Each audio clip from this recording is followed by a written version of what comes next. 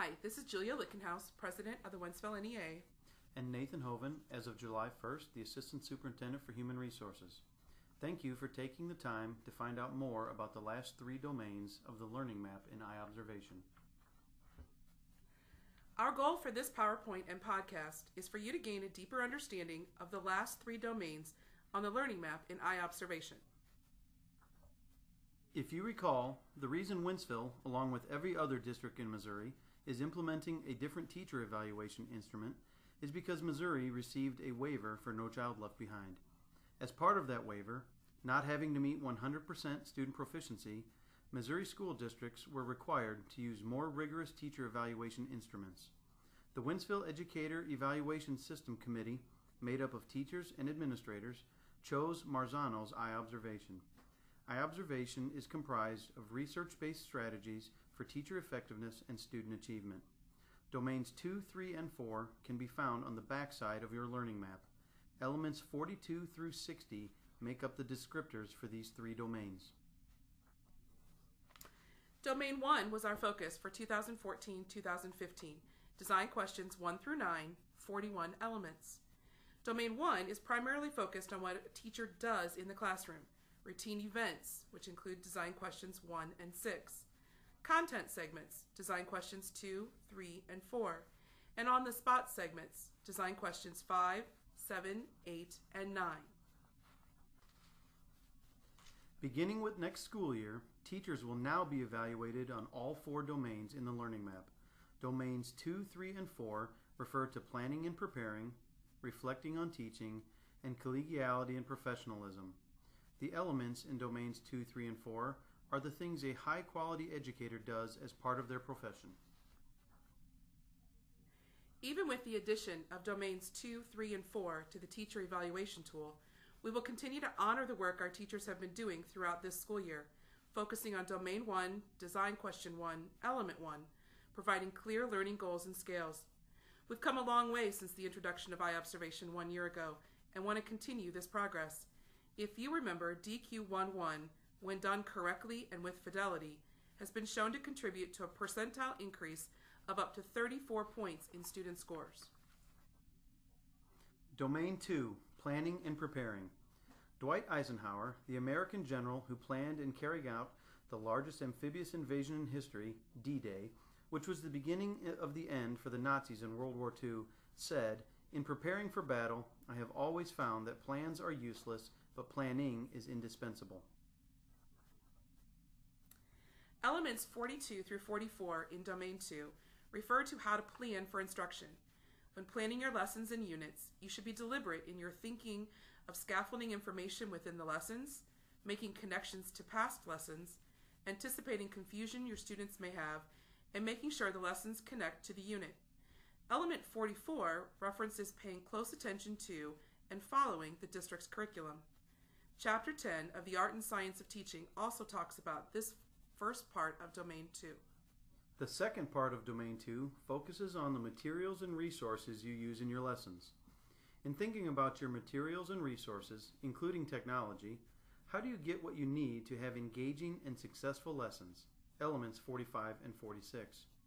Finally, thinking about the needs of your students, what supports do you intentionally plan for and implement for English language learners? Element 47. Special education students and gifted students? Element 48. And what about students who lack support for schooling? Element 49. Who are the students in your classroom, in your building, who lack support for schooling? Are these our free and reduced lunch kids? At-risk kids? How do we identify the students who lack support for schooling, and then what do we do to intentionally support these students to be successful? When we are planning and preparing our lessons, there are 3 key things to keep in mind. 1, we should be deliberate in our planning. We should begin with the end in mind so that we are intentional in the activities, materials, assignments, assessments, and scaffolds we use. 2, 2 heads are really better than 1. Collaboration is what makes our instruction the best it can be. We can learn so much from and with our colleagues, bounce our ideas off of them, as well as hear ideas and strategies that they have that we maybe have never thought of. And 3, what works one school year may not work another. What works in one class may not work in another. What works before lunch may not work after lunch. What works with one student may not work with another. Teaching is a science, but it's also an art. We must be willing to be flexible in our strategies and in our approaches to helping kids learn and understand the curriculum. In thinking about how you plan and prepare your lessons and units, including the materials and resources you use, and how you decide what supports you will implement for students with special needs, what evidence could you provide to your administrator showing how you do these things?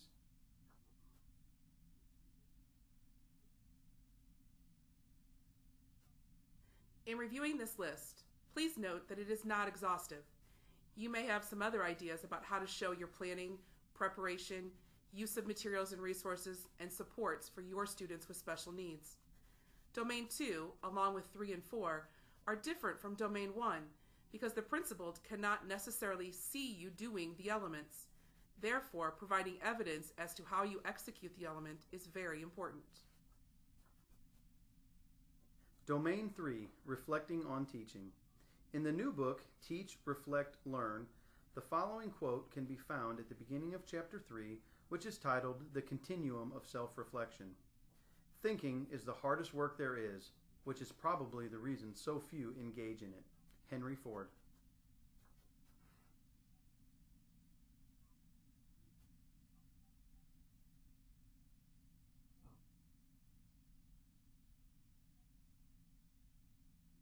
There are 2 steps to Domain 2. Step 1 is evaluating your personal performance. If we are truly striving for continuous improvement, we must take the time to reflect on our current performance. First, teachers must identify their strengths and weaknesses. We are all really good at some things, but not as good at others. This is our starting point. Second, teachers should evaluate how effective their lessons and units are. This could be done in multiple ways. One way would be to analyze student summative assessment data. How well did the kids do on your test? Finally, keeping in mind our students in subgroups. How are we helping these students be successful? Are we building scaffolds into our lessons and units?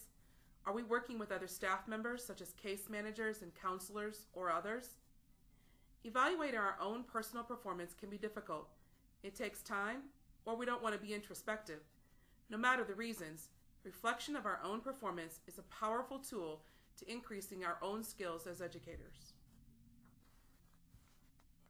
This is the scale for Element 50, identifying areas of pedagogical strength and weakness. Do a quick self-check. Where do you think you would fall? Not using, beginning, developing, applying, or innovating?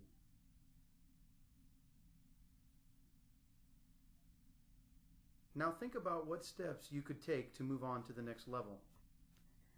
The scales for all the elements in all 4 domains can be found in eye observation. All teachers are now required to write a professional growth plan. In the past, we referred to it as an individual professional development plan. For those veterans out there, a professional growth plan is not a negative thing. It is something all teachers should create so they can set goals to help improve their practice, always striving for continuous improvement. There are definitely 2 parts to a professional growth plan. The first one we all do, writing it. We must also make sure we take time to do the second part, to monitor our progress relating to our goals. Ideally, this is something we are asking our students to do as well. Set goals for themselves, then monitor how they are progressing towards those goals. So in thinking about how you reflect on your teaching, what evidence could you provide to your administrator showing how you do this?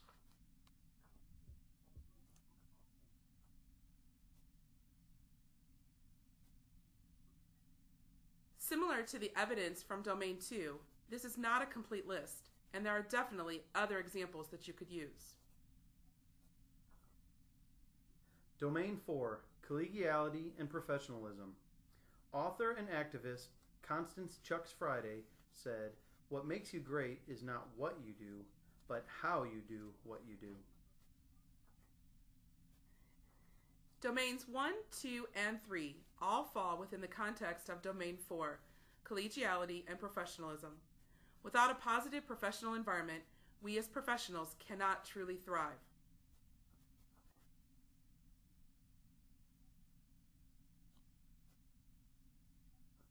There are 6 elements that make up Domain 4.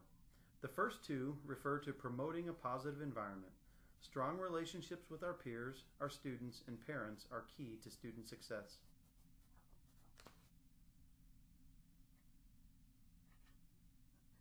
The second 2 elements refer to that notion of continuous improvement once again. Seeking mentorship and providing mentorship are 2 keys to being a professional.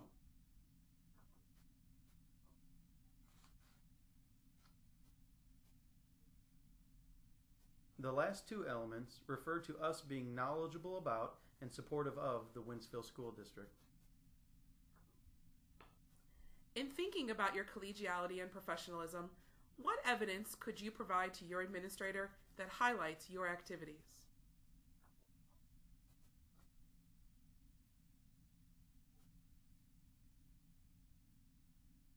WSD is proud of the high-quality professional development in which its educators participate.